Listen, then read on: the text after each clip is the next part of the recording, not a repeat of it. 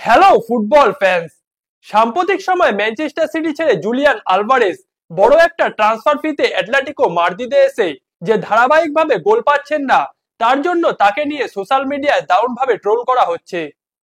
বিশেষ করে যেই আলভারেজ গেল সিজনে ম্যানচেস্টার সিটির হয়ে মাঠে অনেক কম সময় পেয়েও একাধিক গোল করেছেন, তিনি অ্যাটলেটিকো মাদ্রিদে এসে কেন গোল পাচ্ছেন না, এই প্রশ্নটা অনেক আর্জেন্টাইন ফ্যান্সদেরও আছে। দেখুন, জুলিয়ান আলভারেজ যেই মানের খেলোয়াড়, তিনি অন্যান্য স্ট্রাইকারদের থেকে অনেকটাই আলাদা। তিনি একসাথে অনেকগুলো পজিশনে খেলতে পারেন। স্ট্রাইকার হিসেবে বাদেও ফলস নাইন কিংবা নাম্বার 10 পজিশনে প্লেমেকার হিসেবে অথবা সেন্ট্রাল মিডফিল্ডার হিসেবেও খেলতে পারেন জুলিয়ান আলভারেজ। তবে তার মূল পজিশন অথবা ফেভারিট পজিশন হচ্ছে স্ট্রাইকারই, যেখানে তিনি আর্জেন্টিনা দলে এবং এর আগে রিভার প্লেট ও ম্যানচেস্টার সিটি জার্সিতেও বহু ম্যাচে খেলে এসেছেন। কিন্তু অ্যাটলেটিকো মাদ্রিদে কি ডিয়াগো সিমিওনে তাকে শুধু স্ট্রাইকার পজিশনে খেলাচ্ছেন? এমনটা মোটেও নয়। ডিয়াগো সিমিওনে তাকে একাধিক পজিশনে খেলাচ্ছেন। এখনো পর্যন্ত অ্যাটলেটিকো মাদ্রিদের হয়ে মোট 9টি ম্যাচে মাঠে নেমেছেন জুলিয়ান আলভারেজ, যেই 9টি ম্যাচের মধ্যে মাত্র 3টি ম্যাচে তিনি স্ট্রাইকার পজিশনে খেলেছেন। এছাড়া 4টি ম্যাচে তিনি সেন্ট্রাল অ্যাটাকিং মিডফিল্ডার, একটিতে লেফট মিডফিল্ডার এবং একটিতে লেফট উইং ব্যাক হিসেবে খেলেছেন। কিন্তু এই 9টি ম্যাচের মধ্যে জুলিয়ান আলভারেজ যে 3টি ম্যাচে স্ট্রাইকার পজিশনে খেলেছেন, সেই 3টি ম্যাচে গোল করেছেন অ্যাটলেটিকো মাদ্রিদের জার্সিতে। এমনকি সর্বশেষ গতকাল রিয়াল সোসিয়েদাদের বিপক্ষে লা লিগার ম্যাচেও স্ট্রাইকার পজিশনে মাঠে নেমে গোল পেয়েছেন জুলিয়ান আলভারেজ।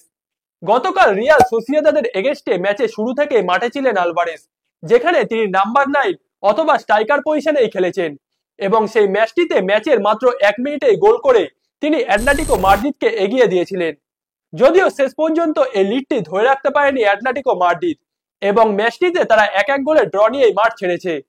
যদিও মাঠের বাকি পজিশনগুলোতেও তিনি ভালো খেলতে পারেন, যেখানে খেললে তার মাঠের মধ্যে ওয়ার্ক রেটটা বেশি থাকে এবং তিনি দলের আক্রমণ ভাগের পাশাপাশি ডিফেন্সেও কন্ট্রিবিউট করেন।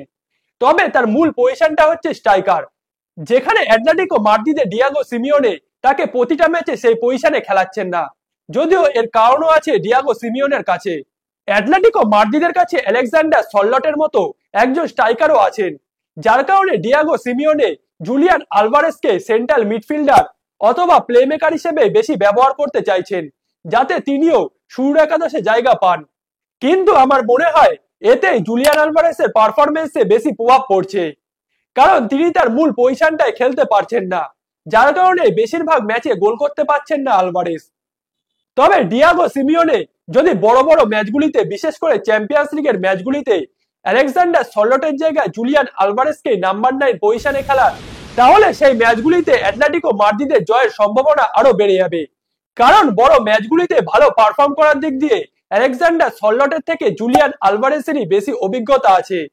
তিনি এর আগে আর্জেন্টিনার হয়ে বিশ্বকাপে এবং ম্যানচেস্টার সিটির হয়ে চ্যাম্পিয়ন্স লিগেও এই কাজটা করে দেখিয়েছেন। যার কারণে আমার মনে হয় ডিয়াগো সিমিওনেকে অন্তত চ্যাম্পিয়ন্স লিগের ম্যাচগুলিতে জুলিয়ান আলভারেজকেই নাম্বার 9 পজিশনে খেলানো উচিত।